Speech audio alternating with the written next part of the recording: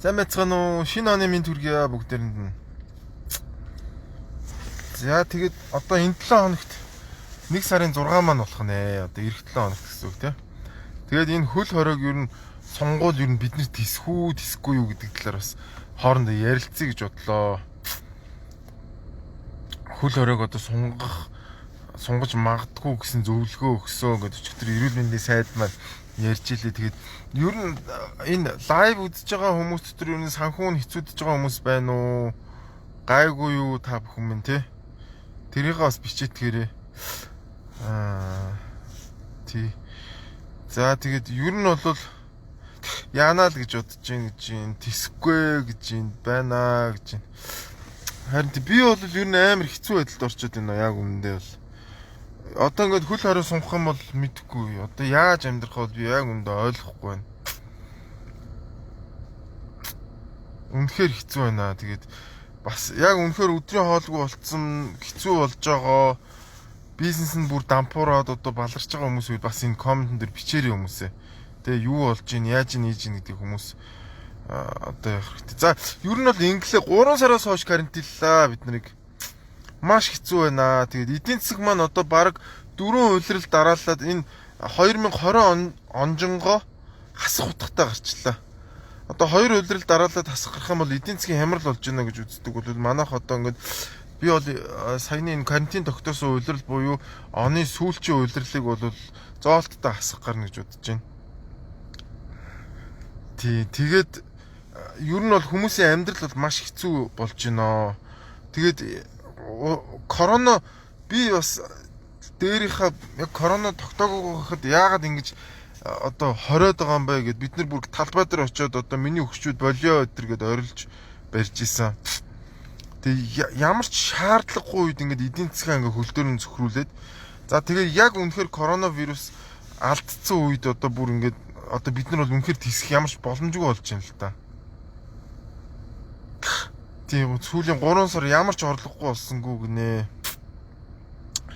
Тий одоо бид нар бол энэ корона юу эсвэл бол бид нар өөрсдөө бизнес уу амьдрал уу гэдэг дээр хоолойнор хутга тулгачаад байна. Хэрвээ бид нар корона алдаагүй байх үедээ гайгүй эдийн засгийнхаа эргэлтийг үргэлжлүүлээд явцсан бол бас нэг ганц 2 сар тэсвэл тэсгээр байлаа. За одоо бол ер нь туйлдж байна да. Ер нь бол нэлээд хэцүү болж байна. За тэгээд ингэж айхтар хатуу чанга хөл хорой авах шаардлага байсан юм уу гэдэг асуудал гарч ирнэ л дээ. Яг хөө зарим газрууд бол ингээ хөл хорионд оруулж байна. Тэгвэл бас ингээ сул маягтай. Одоо ингээ хүмүүсийгээ ер нь аль болох ингээ өөрсдөө ингээ маск заска зүгээрээ за нөгөө олон нийтийн үйл ажиллагаануудыг л явуулахгүй шүү. За бусад тэр дэдгүүр мэлгүүрүүд нь ажиллаж ийгээ тэргээд те. Иймэрхүү маягтай. За тэгээд одоо энэ жишээ аваад байгаа орнууд байна л да. Одоо энэ манай улсын онцгой комиссийнхны жишээ аваад байгаа орнуудыг ингээ харахаар ер нь хөл хоройтой ч гэсэн тийм нэлээд тийм зөөлөн маягийн хөл хорионууд байна.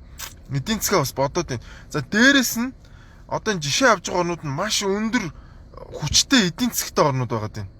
За жишээлбэл Америкийг жишээ авч ирж байна те.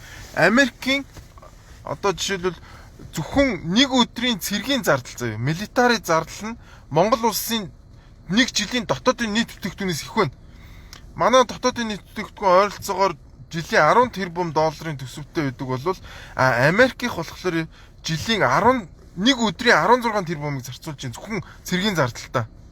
За тэгэхээр ийм өндөр эдийн засгийн хүчин чадалтай эдийн засгийн хүчтэй ийм орнуудын авж байгаа арга хэмжээг бид нар ингээд аваад хэрэгжүүлээд тэгээд энэ нөгөө манайх ч юм бол 3 дахь ядуу буруу орн шүү дээ. Тэ? Ийм орнууд ийм орн бийжиж ингээд ийм амар хатуу эдийн засгийн ийм хориг үйл ажиллагааг аваад за тэгээ өөрөө өөрсдөө боомлоод өөрөө өөрсдөө алаад байна бид нар. За тэгээ ер нь бол нөгөө 14 хоног л яачвал бид нар одоо бариад авнаа гэд манай эрүүл мэндийн яамч хэлж ирсэн улсын онцгой комисс хэлж ирсэн. За тэр нь бол одоо худлаа болж байгаа шүү гэн 4 ч голомт гарчлаа гэж байна. За энэ чигээр одоо хичнээн ч голомт гарах юм мэдэхгүй. За тэгээ ингээ голомт гарах тоолонд бид нар сунгаад ах юм бол бид нар одоо баларлаа өглөө өлсөж өглөө. Одоо би жишээ нь бүр ямар ч мөнгөгүй болчлоо. Одоо би яг үнэндээ одоо бүр аргаа бариад лайв хийж байна. 6 сарын турш 9 сар хүртэл хорсон гэртээ байсан. Тэр хугацаанд би хамаг хоримтлуулсан мөнгө төгрөгөө бүгдийг нь үрсэн.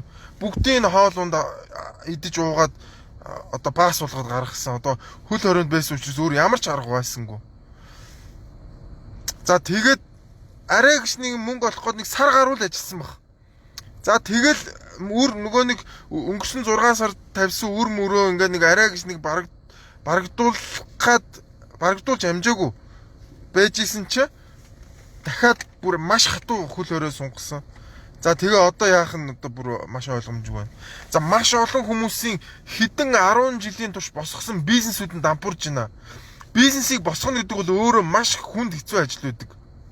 Эхний 1-2 жил бол ямар ч ашиггүй хүн өөрөө ингээд хамаг амьдралаа зориулж ингээд явдаг. А гэтэл ингээд зүгээр ингээд энэ улсын онцгой комиссийн хариуцлагагүй байдлаас болоод энэ бүх ажлууд, бүх бизнесүүд насан туршдаа одоо бий болгосон энэ бүх бизнесүүдээ ингээд зүгээр ингээд сэтгэлд хийсгэж чинь. Энэ бол үнэхээр маш харамсалтай байна. Маш хэцүү байна. Тэгээд хэрвээ та бүхний амьдрал хэцүү байгаа бол бас энэ доор коммент бичээрэй. Яг ийм бизнес ингээд дампуурж байна. Ингээд амьдрал хэцүүдэд байна. Эдэн төгрөгийн мөнгөтэй үлдээд байна эдэр гэдгийг бичээрэй хүмүүсээ. Тэгэхгүй бол энэ хүмүүс ерөөсөй ойлгохгүй. Дарга нар ч өөрсдөө ингээд айгүйх мөнгөтэй байгаад байгаа.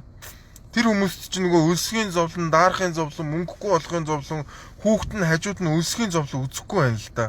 Тэгэхээр энэ хүмүүс ч ойлгохгүй байна. За тэгээд захилгаан дулаанаа тэгэлсэн гэдгийгсэн одоо тэгээд сүултээ тэглээгүй гэдэг өчигдөр одоо хэлж илээ. Тэгээ ер нь хүн чинь захилгаан дулаанаар бас хоолддог юм байна. Талхаар хоолно, талх авахын тулд мөнгө хэрэгтэй болд юм байна.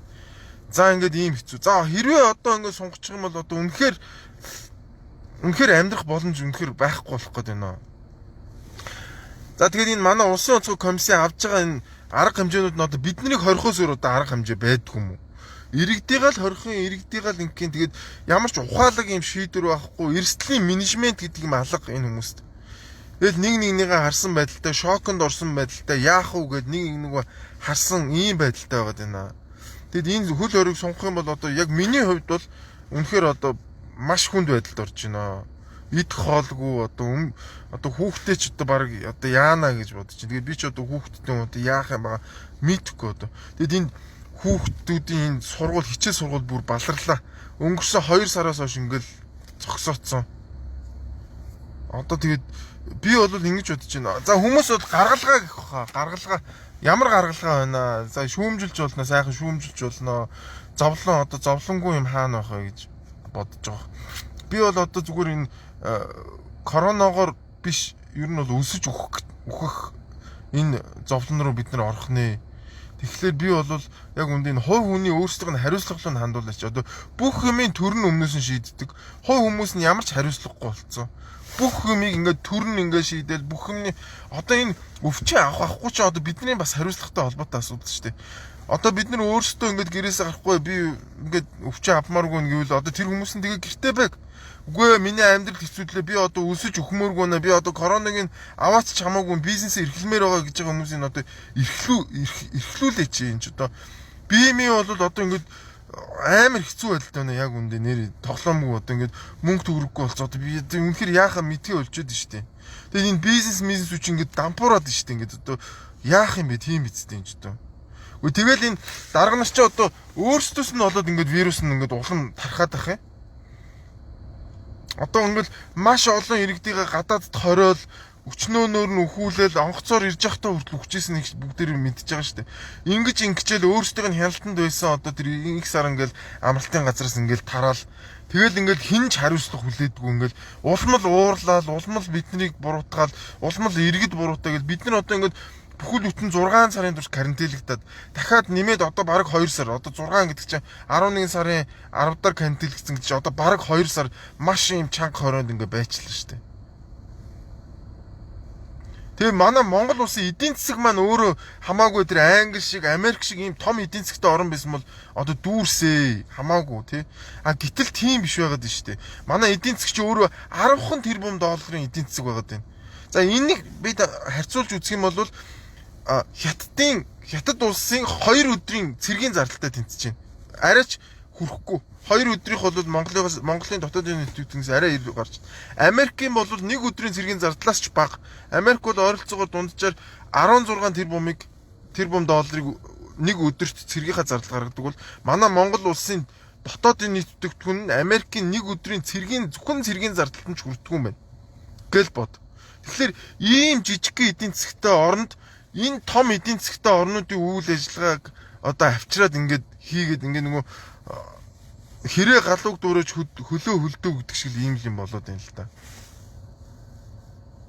Тэгэхээр одоо яах юм бэ? Цаашаа яаж амьдрах юм бэ? Би тэрийг одоо гайхаад байна. Тэгэхээр одоо хамаагүй би өвчнөө тусаад үгсэн ч хамаагүй би ажиллаа хэмээр байна гэж байгаа хүмүүсийн үдэ хийлгээ. Тэгэхгүй бол одоо эн чи баларлаа штэ. Одоо нэрээ өстой амьдрал хэцүүдлээ хүмүүсээ. Тэгээд та бүхэн бас бичээрэй энэ доор амьдрал нь хэцүүдж байгаа, бизнесэнд дампуурж байгаа хүмүүс бол бичээрэй. Тэгэхгүй бол одоо энэ нөгөө энэ засгийн газрын троллууд энэ улсын онцгой комиссийн ч бас ингээд энэ тролл шиг юмнууд байгаад байгаа шиг байна бас. Тэгэд эднэр нь одоо ингээд эднэр нь илүү юм шиг харагдаад. Тэгэхээр та бүхэн ингээд бас бичээч. Би бол энэ хөл хориг сунгахыг бол уушлаар дэмжихгүй байна. Тэргүй хөл хориотой байсан ч эднэр алдах юм байна. Хөл хороогүй байсан ч алдах юм байна. Тэрийг бол бүр ингээд бид нар харчлаа шүү дээ. 2 сарын турш ингээд бараг 2 сар болж шүү дээ, тий. 2 сарын турш маш хатуу хөл хориотой бүр машинаар ч явуулахгүй тий. Ингээд дахиад шинэ голомтууд гарч ирэл дахиад шинэ голомтууд гарч ирээд шүү дээ. Тэгээ одоо яаж амьдр гээд байгаа юм бэ одоо энэ ч би ойлгохгүй наа. Тэгээ манай Монгол улс чинь тэр Америк шиг, Англи шиг энэ Европын орнууд шиг том эдийн засгтай орн биш шүү дээ. Нэг хүнд ноогдж байгаа дотоодын нийт бүтээгдэхүүнээ хар л да. Тэгээ одоо яах юм бэ тэгээд? Одоо ингээл байгаад их юм уу? Одоо ингээ өлсөд өгөх юм уу? Одоо бид нар одоо яах ёстой юм бэ? Би одоо гайхаад их юм. Би бол одоо ингээ дахиад хөл өрөөд өгөх юм бол одоо үнэхээр нэр тисэхгүй нэрээ. Одоо бүр ямар ч мөнгөгүй чинь одоо яг миний дансанд нийт яг уртаашаа 50,000 төгрөг л байна. Одоо энүүгээр яаж амьдрах юм бүү мэд.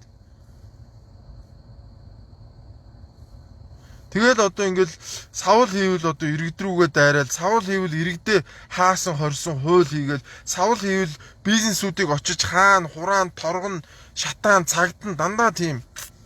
Тэгээ эн чинь бизнес байхгүй энэ хүмүүс чинь ажил хийхгүй бид нар яаж амьдрах юм бэ энэ ч одоо ойлгохгүй шүү дээ. Нөгөө нэг авилгалчид бол угаасаа хідэн тэр бомбаар нь идэж ууцсан хүмүүст бол энэ хөл хориг бол өлгөөнд аваад гарах бах. Карантиндаа сайхан таргалаад идэж уугаа сайхан байх л. Гэтэл одоо бидний амьдрал хэцүүд идэв шүү дээ. Энд чинь 2 сар болчлоо. Одоо яах юм тэрийг одоо гайхаад их юм. Тэгээ үнэхээр одоо манай улсын онцгой комисс маань бол маш зохион байгуулалт муутай ажиллаж байгаа одоо бүгдээрээ харж л байгаа. Одоо энэ нэг шийдвэр гаргачаад маргааш нь өөрчлөлтөг бол одоо баг ёс юм шиг уламжлал болоод баг тогтчлоо. Эхний өдөр нэг шийдвэр гаргадаг 3 өдрийн дараа судалгаа хийсэнгүүгээ тэр нь өөрчлөгддөг. Дахиад тэр нь хідэн ч удаа өөрчлөгдөд байгаа. Тэр мөр нь бол одоо ингээд баг ёс юм шиг тогтчлоо одоо би. Тийм тэгээд маш менежмент нуутай. Тэгээд би бол хөл хорой тогтоосон ч гэсэн энэ хэдийг бол энэ өвчнөө барьж чадна гэдэгт бол би итгэхгүй байна. Тэгээ одоо миний зүгээр гаргалгаа юу гэхээр хамаагүй би өвчнөө тусаад үхсэн ч хамаагүй би зүгээр ажиллаа хийгээд явмаар байна гэж байгаа хүмүүс нь ажиллаа хийгээд яваг. Үгүй би гэртээ энэ өвчин тусмааргүй байна. Гэртээ ингээд өөрийгөө карантинлаад байя гэж байгаа хүмүүс нь карантинлаад байж игээ. Ингээд хүмүүст нь өөрсдөнд нь сонголтын өгөөч. Тэгэхгүй бол одоо энэ хүмүүс ч үхлээ. Бид нар өлсөд үхлээ хүмүүсээ. Тэгээд энэ комментэн дээр бас одоо бизнес нь хэцүүдж байгаа, амьдрал нь хэцүү болсон байгаа хүмүүс бичээрэй хүмүүсээ. Тэгэхгүй бол одоо бүгд их гоё байгаа юм шиг төсөөлөд байна. Ингээд байранд амьдарч байгаа мөнгөтэй хүмүүс чинь ингээд бүх юм болж байгаа юм шиг төсөөлөд байна шүү дээ. Тэгэхээр та бүхэн бас бичмээр байна ингээд. Бид нар үнэхээр бизнес хэцүү байна, амьдрал хэцүү байна гэдгийг ингээд энэ ядаж одоо лайв хийдгүү мэгд энэ миний комментэн дээр бичээрэй хүмүүсээ. Тэгэхгүй бол наад хүмүүс ч юусоо ойлгохгүй байна. Хүмүүсийн амьдрал хэцүү байгаад байгаа гэдэг юусоо ойлгохгүй нөө ингээд хааж хориол ингээд болно гэж бодод байна. Тэгээ хааж хорих бол хамгийн тэнэг хүн ч хийж чадна. Зүгээр усан тэнэг гарч ирээд ч гэсэн хаагаад хорчно. Тэрийг бол бүгдээрээ бас энэ хүмүүст ойлгуулмаар байна. Тэгээд одоо ер нь хэд хоногийн одоо хүнсний мөнгөтэй үлдсэн идрээч гэсэн доор ингээд хүмүүст бас ойлгуулмаар байна. Тэгэхгүй бол одоо идэр чи ингээд чимүү паста юу мэддэг ингээд бүр орж ирээд муу мал гэл ингээд одоо над руу дайрна штэ энэ хүмүүс чинь. Тэгэхээр ингээд зөвхөн би биш өөр хүмүүсийн амьдрал, өөр хүмүүсийн бизнес ч гэсэн хэцүүдсэн байгаа юм байна гэдгийг ойлгуулмаар байна. Энэ ид чи ямар хүмүүсийн амьдралаар тоглоод байгаагаа бас ойлгомоор байна. Хичнээн хүмүүсийн бизнесээр тоглож байгаагаа, хичнээн хүмүүсийн амьдралаар тоглож байгаагаа энэ улсын хурлын гишүүд, энэ улсын онцгой комиссийнхан бас ойлгомоор байна. Энэ засгийн газрынхан бас хармаар байна энэ чинь. Тэгэхгүй бол ингээд ийм зүгээр ийм куклтэнүүд аваачаад ингээ хориод байгаа л гэж бодоод байгаа шүү. Энэ хаалга болгоны цаана амьдрал байгаа, хаалга болгоны цаана өсөглөн хүүхдүүд байгаа, хаалга болгоны цаана дампуурж байгаа бизнес байгаа гэдгийг хинч ерөөсөө ярихгүй байна хүмүүсээ.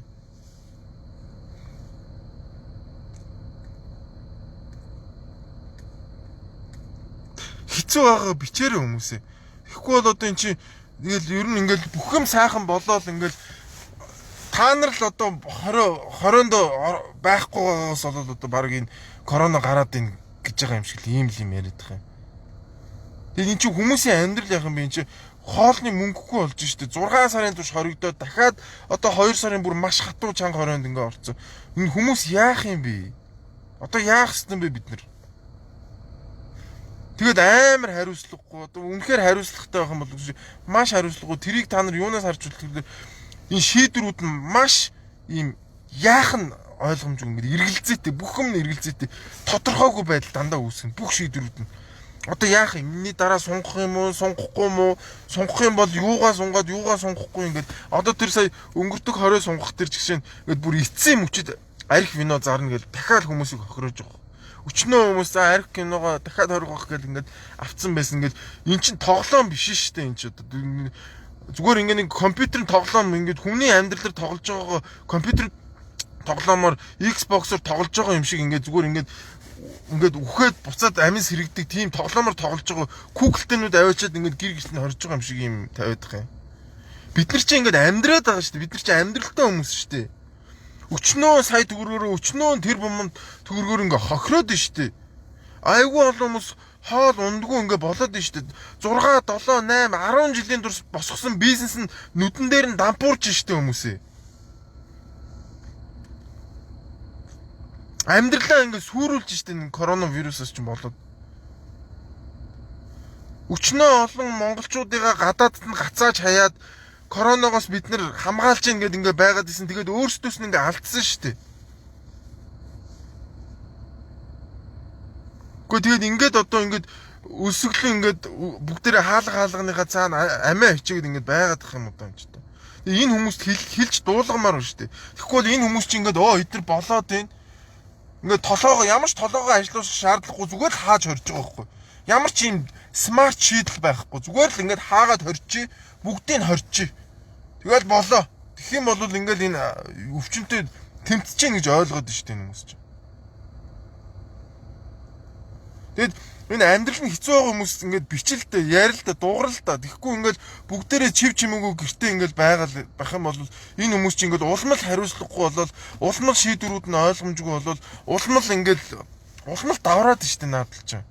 Тэгэл ингээл үг хэлсэн болгоныг аваачаад 20 цагт нь цагдаагаар яриулна, дарамтлуулна гэл. Коронавирусын үед ингэч болохгүй, тэгч болохгүй гэл. Тэгэл хамаг ямиг иргэд рүүгээ бухдаг. Тэгэл хамгийн их худал хуурмаг мэдээлэл өөрсдөө тараадаг. Миний амьдрал хэцүүдсэн учраас ингэж яриад байгаа шүү. Зүгээр одоо ингэж сайхан гэртээ тарган цатгалан байжсэн бол ингэж ярихгүй шүү.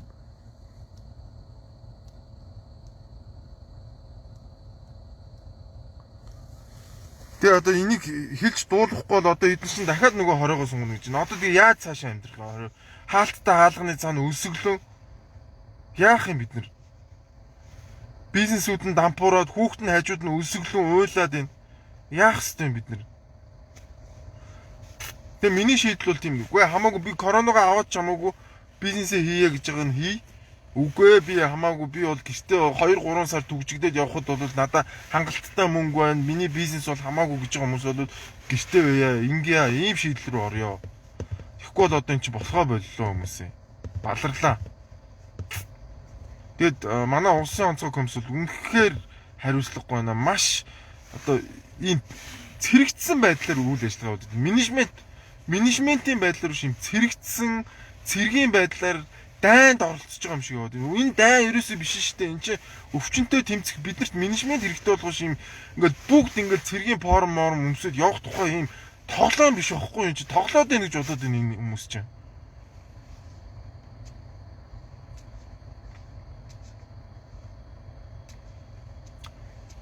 Өчнөө олон хүүхдүүд одоо бараг жил гаруй сургуулийн завсартчихлаа. Тэгээ энэ хүүхдүүдийн боловсрол яг эн чинь дахиад ирээдүйд нөлөөлнө шүү дээ. Цэцэрлэг нь явахаа болчлоо. Энэ яах вэ? Энийний хариуцлагыг хэн хүлээх ёстой юм бэ? Хариуцлага байхгүй. Өөрөөсөө ерөөсөө нэгэн ч хариуцлага хүлээдэггүй. Тэгэл одоо хүмүүс рүү дайраал иргэд та нар л карантинлах ёстой. Хамаагүй та нар өсөглөн байсан ч хамаагүй ингээл гэртээ байж их ёстой. Та нарын бизнес чинь хичнээн жил босгосон бизнес чинь дампуурж явах чинь хамаагүй та нар гэртээ байж их ёстой гэл. Тэгэл за окей гэл иргэд бол маш дуулууртай 2 сар байлаа шүү дээ. Бид нар ингээл төвчээл энэ эдгээр маань болчих байх, бүтчих байх, юмаа цурманд нь хийгээд авчих байх гэсэн байхгүй. Сая өчигдрийн мэдээгээр ингээд дөрвөн голонд ингээд илэрсэн гэдэг. Одоо тэгээ яах юугаар солих хэвтэй юм бэ бид нар? Коронавигоор л биш бол өөр юугаар ч өгч болох юм бэ Монголд бол. Одоо коронавигоос бусад бүх ямар ч өвчин хорт авдар мавдартай хүмүүсийг бол мөн тоохоо болцсон байгааг бүгдээрээ маш олон янзын юмнуудаас харж л байгаа. Коронавигоос биш бол юугаар ч өгч болно. Тий намайг уурлан байж үзээд байгаа хүмүүс болж. Гой баян цатгалан гэртээ сайхан ингээд твтж байгаа хүмүүс бол болцсон дээрээ. Бизнес нь дампуурж байгаа. Хоолны мөнгөгүй болж байгаа хүмүүс бол доор бичээрээ энэ хүмүүст.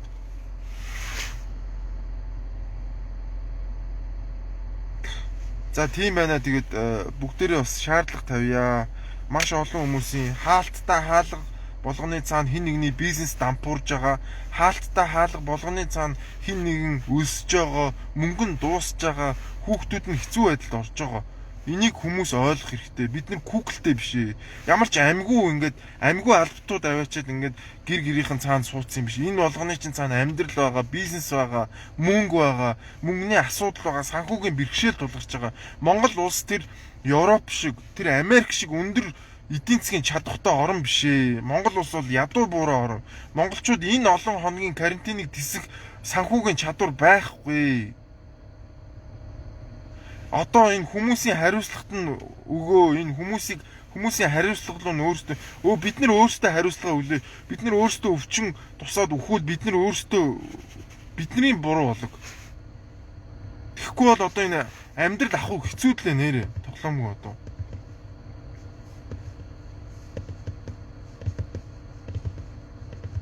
Гадаадд байгаа хүмүүс бичээрэй.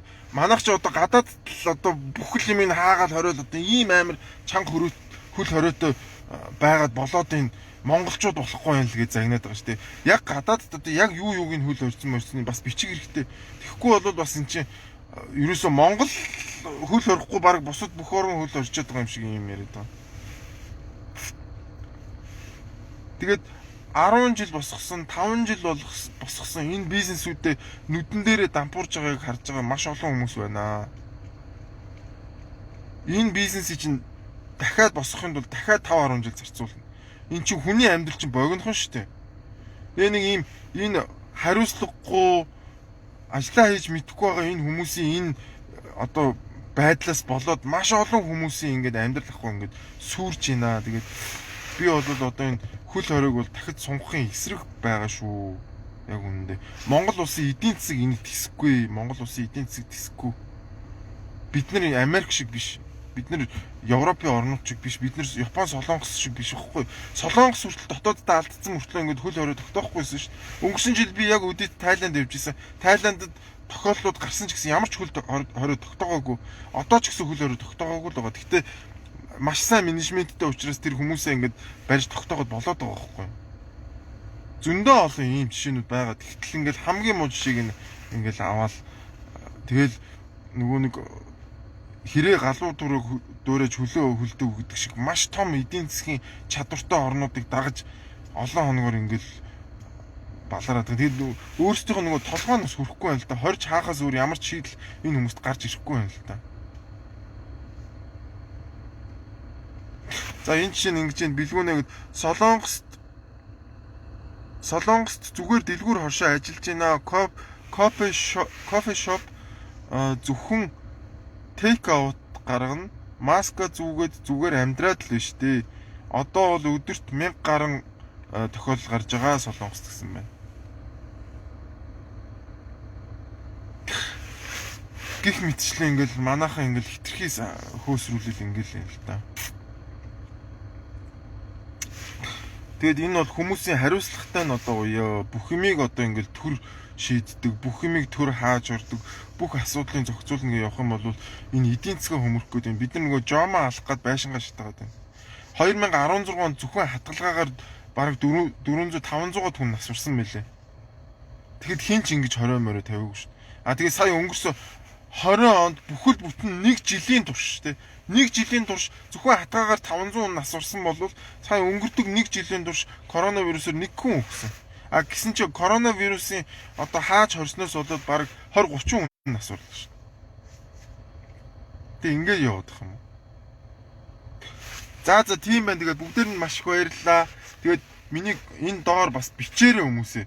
Хүмүүс болохоор бүх амьдрал сайхан байна. Хүмүүсийн бизнес нь зүв зүгээр байна. Үлсэхгүй байна, ядрахгүй байна гэж бодоод байгаа шиг байна. Хэрвээ амьдрал чинь хэцүүдэж байгаа бол бичээрэй хүмүүсээ. Тэгэхгүй бол одоо энэ хүмүүс одоо энэ хараад өрөөгд байгаа хүмүүс ойлгохгүй байгаа байхгүй намайг. Та нарын амьдралыг ойлгохгүй байгаа байхгүй. Хүмүүсийн амьдрал хэцүүдэж байгаа гэдэг энэ хүмүүс ойлгохгүй байна. Тэгэхээр наад хүмүүстэй бичээрэй, шеэрлээрэй энийг. Тэгээд энэ бичлэгийг харсан хүмүүс бас өөрийнхөө амьдралыг бас бичээрэй.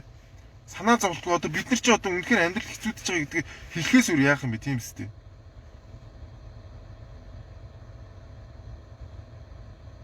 Ажил хийнэ. Ажил хийх гэхээр гарах бүр машинтай ч явуулахгүй. Би харин гараад зүгээр ажил хиймээр нь хамаагүй гүрүүх шиг ч хамаагүй хиймээр нь. Зүгээр мөнгө олоод би хоолтойгоо залгамаар байна тхөө. Өөр хүсэж байгаа юм алга надаа. Короныг нь аваад ч хамаагүй би зүгээр хоолтойгоо золгомоор байна. Өөр надад хүсэж байгаа юм алга. Тэгээ шинжлэх ухаанч бай. Одоо баг ингээл нээчлэр бүх хүн корона авах юм шиг ингээд энэ ямар ч нөгөө гадны юм уншдаггүй хүмүүс нэг ийм л юм ярьж байгаа байхгүй. Энэ чинь хэдэн хүнд хэдэн хувиар халддаг малдаг ингээд энэ тодорхой тоо байж байгаа шүү дээ. Тэгэхгүй ингээл ийм балаа.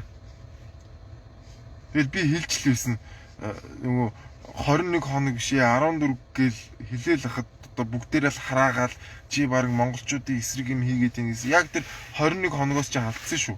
21 хоног тусгаарлагдгүй 14 хоног тусгаарладаг гэсэн бол бас арай ч ийм явбал болохооргүй байсан шүү. Тэгэхээр энэ шинжлэх ухаанч биш байдал чи өөрөө юунд хүргэж байгаа юм бэ гэдгийг харцгаа.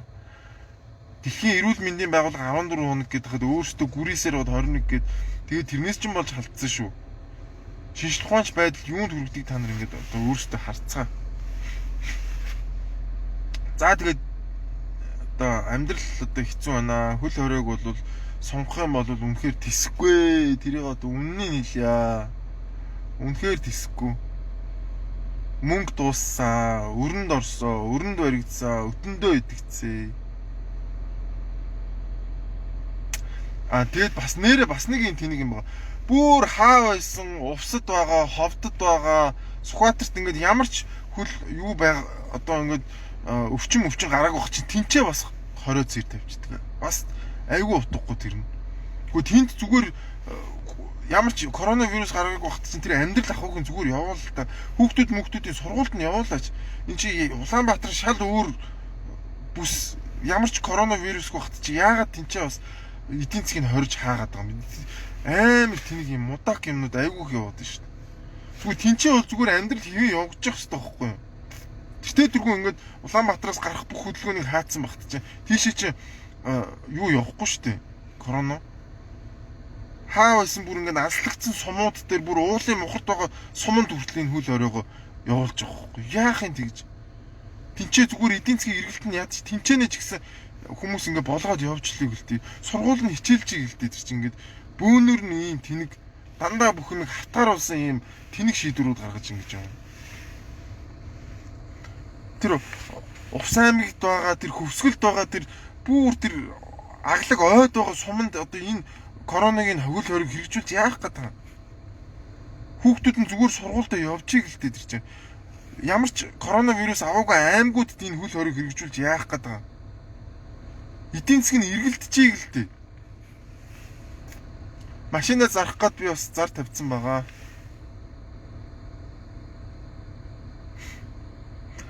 За тэгээд баярлалаа. Тэгээд амьдрал хэцүү байна. Хөл хорой сунгах юм бол чадахгүй. Үнэхээр чадахгүй, амьдрал хэцүүцсэн. Олон жилийнхаа бизнесийг дампууруулж байгаа олон хүн байна. Хоолойг болж байгаа олон хүн байна. Тэгээ одоо ингээл хөл хориод бол одоо бараг 6-7 сар хорих шинжтэй юм ч гэдэг. Ийм байж болохгүй шүү дээ. За баярлалаа хүмүүс.